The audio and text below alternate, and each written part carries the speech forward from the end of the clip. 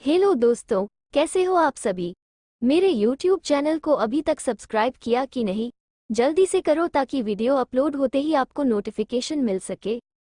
वेदांश और वैष्णवी एक दूसरे को किस करने में इतना खोए रहते हैं कि उन्हें दरवाजा खुलने की आवाज़ भी सुनाई नहीं देती।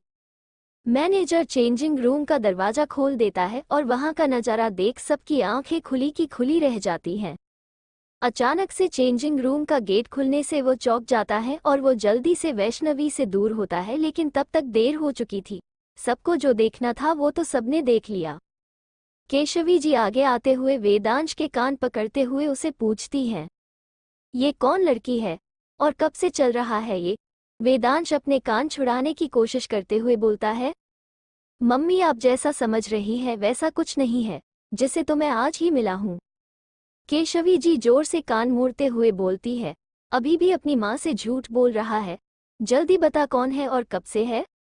वेदांश आगे कुछ बोल पाता उसे पहले ही वैष्णवी आगे आ जाती है, मानो उसे तो बस इसी मौके की तलाश थी ताकि वो शादी की बात कर सके। वैष्णवी केशवी जी के पैर छूते हुए बोलती है, प्रणाम माओ, सॉरी आंटी, मेरा नाम वैष्णवी है। वेदांश वैष्णवी को अपने परिवार के सामने इतना संस्कारी बनते देख हैरान हो जाता है और हैरानी की सीमा तो तब पार हो जाती है जब वह उसकी मम्मी यानी केशवी को माँ बोलती है। वेदांश मन में सोचता है ये लड़की बड़ी ही तेज है और चालू भी, इसे पता है कि कैसे सिचुएशन का फायदा उठाना है। वैष्णवी के मुंह से अपने लिए माँ सुनकर केशवी जी थोड़ा हैरान तो जरूर होती है, लेकिन साथ ही खुशी भी होती है कि वेदांश ने कोई लड़की पसंद कर ली थी आखिर। केशवी जी वेदांश का कान छोड़ देती है और वैष्णवी के सर पर हाथ रखते हुए बोलती है, खुश रहो बेटा, तुम मुझे माँ बोल सकती हो, मुझे कोई परेशानी नहीं। वैष्णवी खुश होते हुए बोलती है, थैंक यू माँ, मैंने वेदांश को बोला था जब हम एक दूसरे से प्यार करते हैं तो हमें घर पर बता देना चाहिए, लेकिन माँ ये मेरी कोई भी बात नहीं सुनते हैं। वेदांश वैष्णवी की बात सुनकर वो हैरान हो जाता है और साथ ही गुस्सा दिखाते हुए बोलता है, क्या प्यार, ये कब हुआ। झूठ बोलना बंद करो और तुम मेरी माँ को माँ बोलना बंद करो। वैष्णवी रोने का नाटक करते हुए केशवी जी को शिकायत करते हुए बोली, देखा माँ, आपने ये कैसे गुस्सा कर रहे हैं मुझ पर। बस मेरे से छोटी सी गलती हो गई थी, लेकिन ये रिश्ता तोड़ना भी नहीं चाहते और माफ करना भी। वैष्णवी सब की तरफ देखते हुए बोलती है, आप सब ने देखा ना कैसे ये किस कर रहे थे। अगर प्यार नहीं होता तो क्या ये ऐसा करते, बताइए। अभिरा वैष्णवी का साथ देते हुए बोलता है, हाँ मेरी भी इन आंखों ने किस करते हुए देखा, और तो और ये दोनों कब से ही चेंजिंग रूम में थे और पता नहीं कैसी कैसी आवाजें भी आ रही थी। अभिरा की बात सुनकर वेदांश उसे घूर कर देखता है और धीरे से बोलता है, आग में घी डालने का काम मत कर साले, तेरे को भी पता है मैं इस लड़की से आज ही मिला हूँ। अभिरा धीरे से जवाब देते हुए बोलता है, भाई मुश्किल से तो मौका मिला है, तेरे मजे लेने का तो ऐसे कैसे छोड़ दूँ। अब जाके ऊंट पहाड़ के नीचे आया है।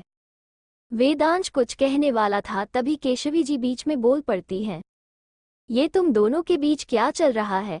अभिरा इनोसेंट चेहरा बनाकर बोलता है, बुआ ये मुझे डरा रहा है और बोल रहा है कि मैं कुछ ना बोलूं, और बुआ आपको पता है ये मॉल आने से पहले भी इस लड़की के साथ ही था। वेदांश अभिरा को गुस्से से घूर रहा था, मानो उसे अभी ही कच्चा चबा कर खा जाएगा। केशवी जी वेदांश की ओर देखते हुए सख्त लहजे में पूछती है, क्या अभिरा सही बोल रहा है। वेदांश जवाब देते हुए बोलता है, हाँ माँ, लेकिन मैं वहाँ। केशवी जी हाथ के इशारे से उसे चुप कराते हुए वैष्णवी की ओर देखते हुए बोलती है, बेटा तुम कल अपने पापा को लेकर घर आ जाना ताकि आगे शादी की बात कर सके।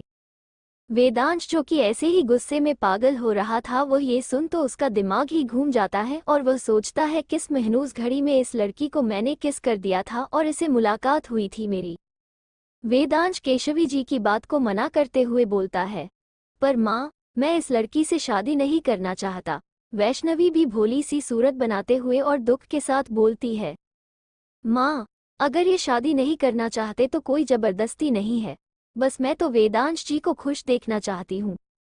वेदांश वैष्णवी की एक्टिंग देख हैरान हो जाता है और गुस्से से बोलता है, ये तुम्हारी नौटंकी यहाँ नहीं चलने वाली है, अभी इसी समय यहाँ से चली जाओ। केशवी जी वेदांश को गुस्से से घूरते हुए बोलती है, खबरदार मेरी बहू से इस आवाज में बात की और उस पर गुस्सा किया तो मुझे कुछ नहीं सुनना है, समझे? यही होगी मेरी बहू, ये मेरा फैसला है। वेदांश, जिसकी अपनी मम्मी के सामने बिल्कुल भी नहीं चलती थी, वो ये सुन हैरान हो जाता है और साथ ही दुखी भी कि अब वो कुछ नहीं कर सकता। वैष्णवी तो शादी का सुनकर खुश हो जाती है और वेदांश की तरफ फ्लाइंग किस करती है। केशवी जी वैष्णवी की ओर देखते हुए बोलती है, बेटा तो इस लड़के की बात का बुरा मत मानना, थोड़ी बात कड़वी करता है पर दिल का बहुत अच्छा है। वैष्णवी केशवी जी के हाथ पर हाथ रखते हुए बोलती है, हाँ माँ, तभी तो मुझे वेदांश जी बहुत पसंद है। माँ, मुझे कुछ जरूरी काम है तो मुझे जाना होगा। केशवी जी सर पर हाथ फेरते हुए बोलती है, ठीक है बेटा, कल घर जरूर आना, मैं वेदांश को बोल दूंगी, वो तुम्हें लेने आ जाएगा। वेदांश की ओर देखते हुए, जाओ वैष्णवी को छोड़ कर आओ। वेदांश मुंह बनाते हुए वैष्णवी की ओर देखते हुए बोलता है, चलो। वैष्णवी सबसे विदा लेकर वेदांश के पीछे पीछे जाने लगती हैं। कार में वैष्णवी वेदांश की ओर मुस्कुराते हुए बोलती है, देखो मैंने कुछ ही घंटों में अपना वादा पूरा कर दिया, अब तो तुम मेरे पति परमेश्वर बनने वाले हो। वेदांश चिढ़ते हुए बोलता है, एक तो तुम मुझे ये पति वती बोलना बंद करो, और अगर तुम्हें शादी कोई गुड़े गुड़ियों का खेल लग रहा है तो मैं तुम्हें बता दूं, ऐसा नहीं होता है। शादी एक पवित्र रिश्ता है और तुम्हें मजाक लग रहा है। वैष्णवी सीरियस होते हुए बोलती है, मैंने कब मजाक बनाया? मुझे सच में तुम्हारे साथ ही शादी करनी है। एक बात बोलूं? वेदांश भी सीरियस होकर बोलता है, हाँ बोलो। वैष्णवी सीरियस आवाज में बोलती है, your lips are taste like a strawberry flavour Honey.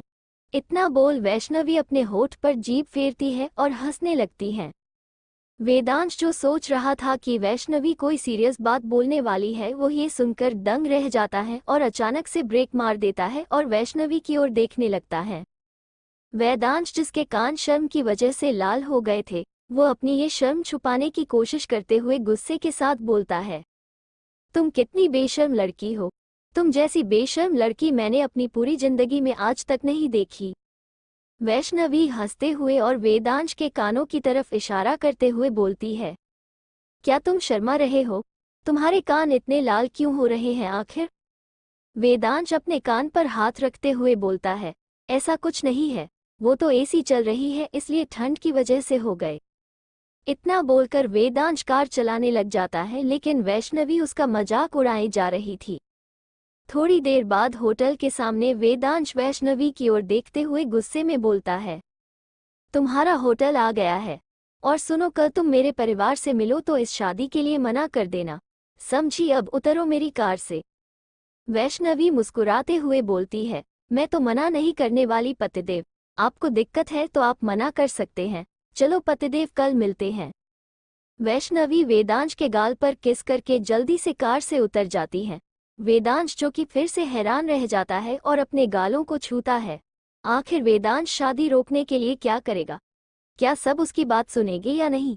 जानने के लिए बने रहे हमारे साथ इस कहानी में, और कहानी पसंद आए तो जरूर लाइक करें और कमेंट भी। धन्यवाद।